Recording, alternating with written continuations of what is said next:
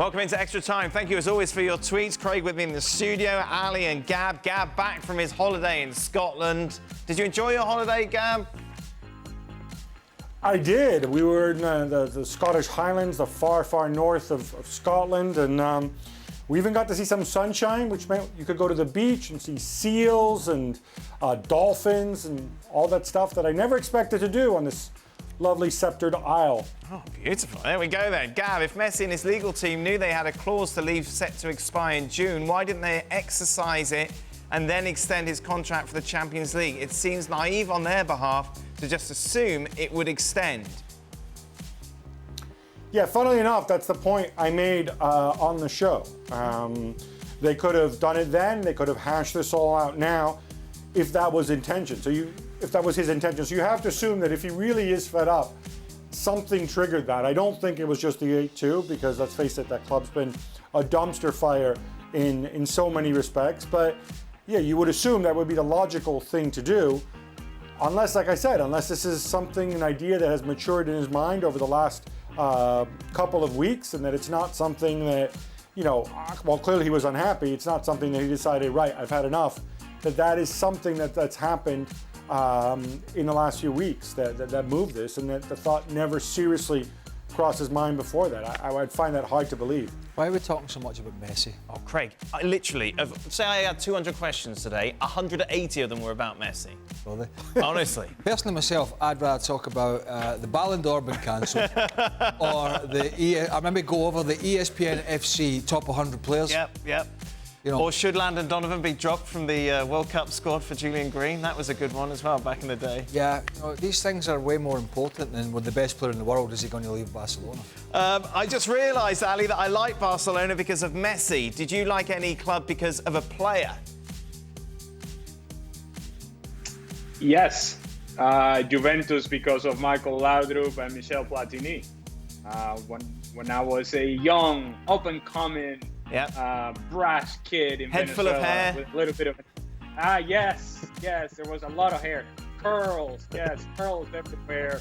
That was a long time ago, but yes, back then I used to root for Juventus because of Laudrup and Platini. What about you, Craig? No. Yeah, that's a surprise. No. Gab?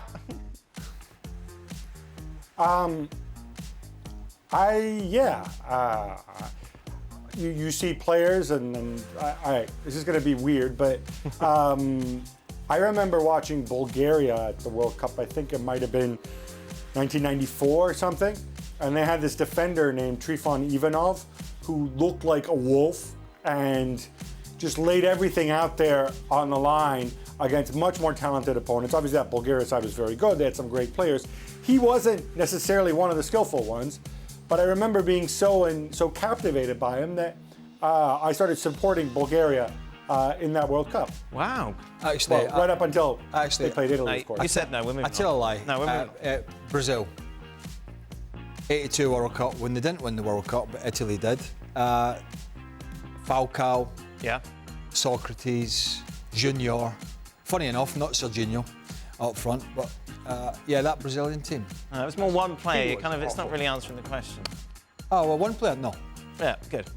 Ali, Eden Hazard, Antoine Griezmann or Joao Felix, who do you think will be La Liga's star man next season after the departure of Lionel Messi? And those are the three options? They're your three options. Not Gareth Bale? Gareth Bale. Oh, man, this is tough. I'm going to go with Antoine Griezmann. He's going to play in his position. He's going to freedom to come and go and create and score goals and everything that those that have defended Griezmann this year. He's going to have all the space in the world to do the things that he was not allowed to do this year because Messi was there. Craig, when you sign a lot of new players in one window like Chelsea have, how long does it take to get them to gel and play well together as a team? Is it realistic to expect a title challenge this season? Well, I think the owner will want to see a challenge. It's not easy, is the answer. And it's something a manager will use to say, look, I need to buy a bit of time for the players to gel. And it's hard to argue against that, but these days sometimes we see teams being thrown together. I mean, if you remember back when Tottenham sold Gareth Bale, they went down this scattergun approach, didn't they? Went out and signed this player, but it's 5, 6 or 7 players all come in, and it was unmitigated disaster for them. Partly because some of the players didn't do well, and partly because trying to gel so many together at one time is difficult. If you look at Liverpool, they've done it gradually, right? You know, and it took Klopp however many years it was to really get that success. So it is going to be difficult, but it needs to be done at Chelsea. They need to make that rebuild happen sooner rather than later, and I would expect them to be in the shake-up with the players that they've signed and potentially with Havertz coming, but I don't think they'll go all the way. Would Craig like to play in the Chelsea squad? Heard they're looking to ship Jorginho, and Kante might be the perfect midfielder. What, with bad knees? Just sitting... A couple of pounds overweight. Couple? Well, 2 and a 0 in front of it. I'm quite happy in the team I've played in. Yeah. Apart from LeBouf. Yep.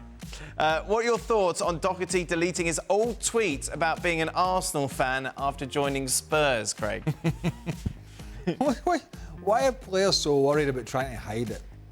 Yeah. A Tottenham fan, Doherty from Wolves, the only problem, they won't care if he's an Arsenal fan if he plays great for them. Sure. Only remember if he's an Arsenal fan if he plays badly.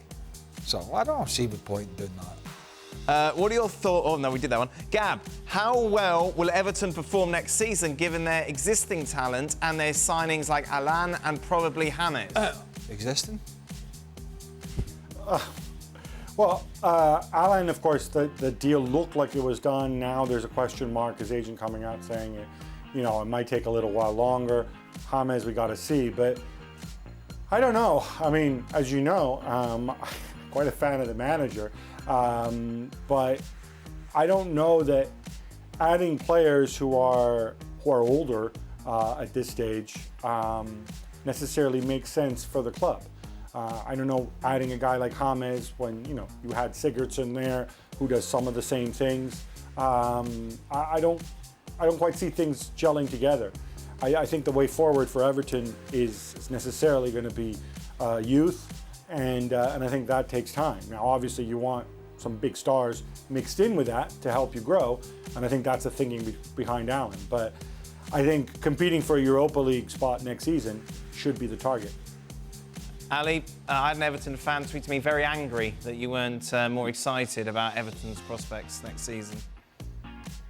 Well, first of all, I'm going to take a page from my friend Craig Burley, and I will say I'm not bothered. Yep.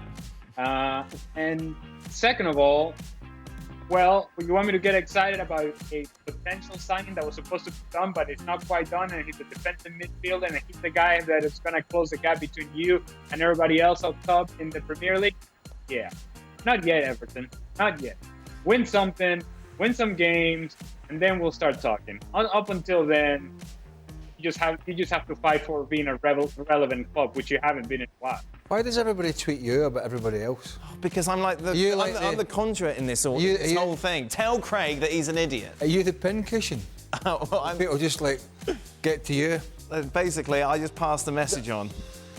Well, pass this on. Get stuff. Right, good. Gab, with Donnarumma having 1 year left on his contract, wouldn't it benefit AC Milan to sell him now for a high profit rather than risk losing him for a little in January on a free next summer?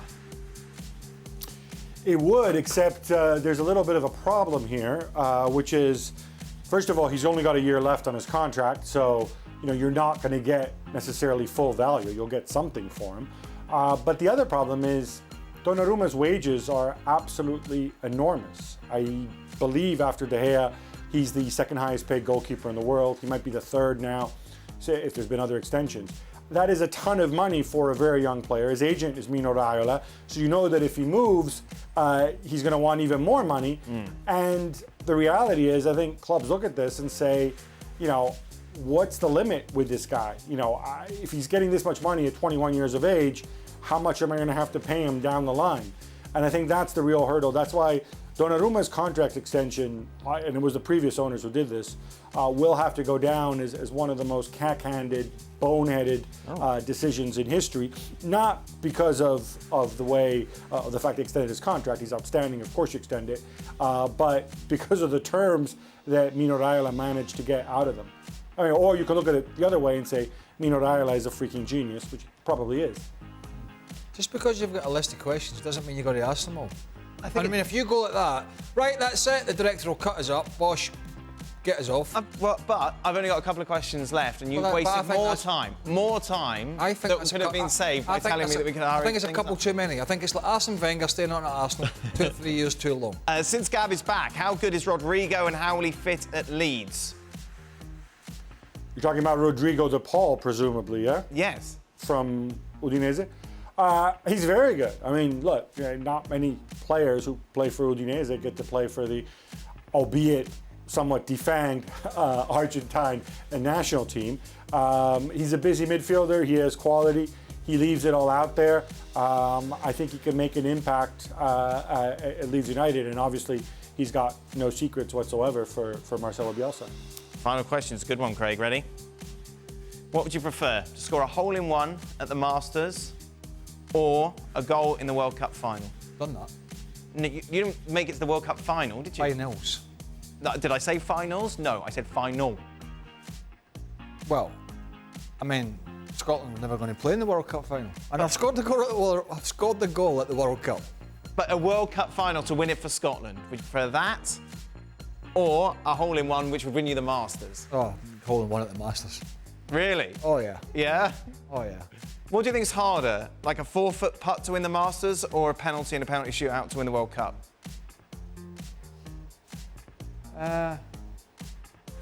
Probably a penalty at the World Cup. Penalty is easier than the putt. I don't know. This is hypothetical, isn't it? I mean, I'm tongue-in-cheek, because scoring at the World Cup was great, so it would have to be the World Cup. How many times you mentioned you scored at the World Cup in this last 3 sentences? Did I mention I scored at the World Cup? But what's harder? Ali, what's harder? 4-foot putt for the Masters or a penalty to win the World Cup? 4-foot putt at the Masters. Yeah. You saw some of that this morning when you came and visited me. Yes, yeah. I was at Ali's house my backyard this morning. In my putting green. Yeah. You saw how difficult that was, and it wasn't a 4-footer. Oh, no, yes, but this is me. I can make any putt look difficult. Do you play the World Cup at all? Do you score? I told you about my goal. That's it then. ESPN FC is back on your screens tomorrow. Welcome back, Gab. Me and Craig are off, but won't be together. Just to let you know. Sorry, I beg your pardon.